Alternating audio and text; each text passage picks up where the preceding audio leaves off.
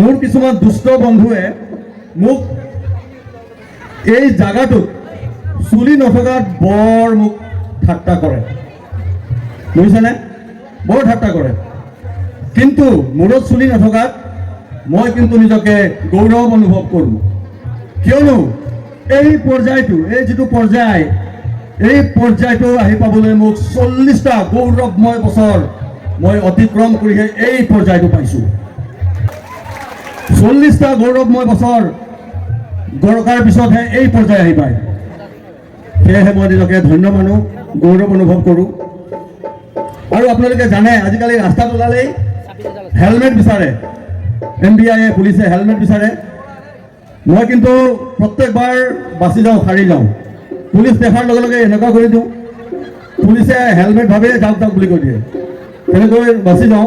শ্ৰদ্ধা ৰাইজ, আমাৰ বিহু সমিতিৰ সভাপতি মোৰ শিক্ষক বন্ধু, আচলতে ইয়াত যদি মোৰ পিছত কোনোবা যদি হেণ্ডচাম আছে সেইজন হ'লে আমাৰ জিতেন্দ্ৰ বৰা, সম্পাদক নয়নজ্যোতি অৰ্থাৎ পুনা কাকতিয়েও বৰ বেয়াকৈ চালে মোৰ ফালে। হ'ব বাৰু 3 নম্বৰত তই আছ দে। শিক্ষক জিতেন্দ্ৰ বৰা বিশেষকৈ ইংৰাজী সলসলীয়াকৈ ক'ব পাৰে তেখেতে। সেই বুলি মই এদিন সংস্কৃতৰ কথা এটা তেখেতক সুধিছিলোঁ। আপোনালোকে জানে বিভিন্ন স্কুল কলেজৰ গেটত লিখা থাকে তমসো মা জ্যোতিৰ্গময়, তমসো মা জ্যোতিৰ্গময় বুলি বিভিন্ন আমি জানো যে শৈক্ষিক অনুষ্ঠানৰ গেটত লিখা থাকে, হয়নে? আৰু মই সুধিছিলোঁ যে তমসো মা জ্যোতিৰ্গময় মানে কি? তেখেতে মোক ক'লে, তুমি যোৱা মা, মই জ্যোতিৰ লগত গৈ আছোঁ। বুজি পাইছে নাই? সেইদিনৰ পৰা মই গম পালোঁ জিতেন্দ্ৰ বৰা মাত্ৰ ইংৰাজীৰে শিক্ষক, সংস্কৃতৰ মুঠেই জ্ঞান নাই। বিজেপি চৰকাৰৰ মহিমাও বুজিবই নোৱাৰিছোঁ দেই। মহিলাসকলক কাৰোবাক 10,000 টকীয়া বনালে, হাঁহি আছে, 10,000 টকীয়া বাইদেউ হাঁহি আছে চাওক। কাৰোবাক লাখপতি, হাইৰে মাথা। আমাৰ দৰে ঘৈণীয়েকতকৈ পিছপৰা পুৰুষক চৰকাৰে 1 টকীয়াও নবনালে। বৰ দুখৰ কথা কিন্তু, হয়নে? হয়নে নহয়? হয়। চৰকাৰে আমাৰ পাৱাৰ শেষ কৰি পেলালে, আমাৰ কোনো পাৱাৰেই নাই এতিয়া। কাম কৰি দুখে ভাগৰে অহা মানুহজনক ভাতটো দূৰৰ কথা, একাপ চাহ দিবলৈ পত্নীৰ সময়েই নাই। এই হিমন্ত মামাৰ মৰমৰ আইসকলৰ সময়ে নাই। এই নিজেই বনাই খোৱা, এই গোটৰ মিটিং আছে, এই ভিঅ'ৰ মিটিং আছে, এই পঞ্চায়তত মিটিং আছে,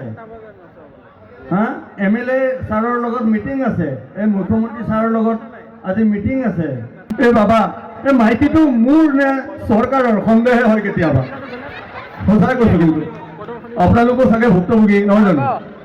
অলপতে ইয়াত জেং বিহু হৈ গ'ল। আমাৰ গাঁৱৰ জীয়ৰী বোৱাৰীসকলে জেং বিহু প্ৰদৰ্শন কৰিছিলে। আপোনালোকে চাগে জেং বিহু চাই আছিল, মই সেইফালে বেলেগ এটা জেং চাই আছিলোঁ। ইয়াতে আমাৰ তীখাদা আছে, কৌশিক বৰুৱা, এই সন্মুখ ঘৰৰ আমাৰ দেৱ, এই ভাইটি দীপক কাকতিও আছে। তেওঁলোকৰ বৌ বোৱাৰী, তেওঁলোকে ইয়াত নাচি আছিলে। তেওঁলোকে বেলেগজনীৰ ফালে চোৱা নাই, নিজৰজনী যেনেকৈ নাচে সিহঁতে এনেকৈ কৰি আছে, মানে বেলেগজনীৰ নৃত্য চোৱাই নাই। কৌশিক বৰুৱা এনেকৈ থিয় হৈছিলে, মানুহজনী নাচা দেখিও এনেকৈ নাচে। এদিকে নহওক, ভাল লাগিছে এনেদৰে ওলাই আহিছে।